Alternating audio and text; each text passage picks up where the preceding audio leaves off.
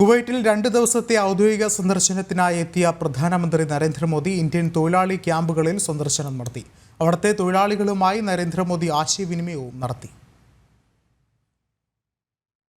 കുവൈറ്റിലെത്തിയ പ്രധാനമന്ത്രി നരേന്ദ്രമോദി ഉച്ചയ്ക്ക് ശേഷമാണ് തൊഴിലാളി ക്യാമ്പ് സന്ദർശിച്ചത്.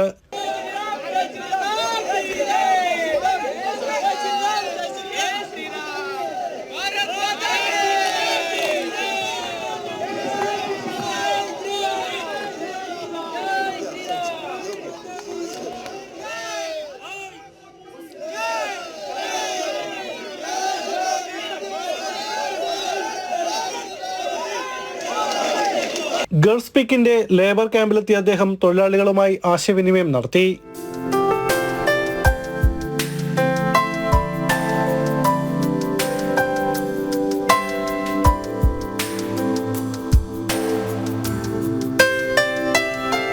തൊഴിലാളികളുമായി ആശയവിനിമയം നടത്തിയ മോദി അവരോടൊപ്പം ഭക്ഷണവും കഴിച്ചു.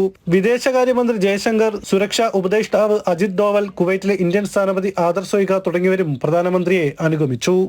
ജനം, കുവൈറ്റ്.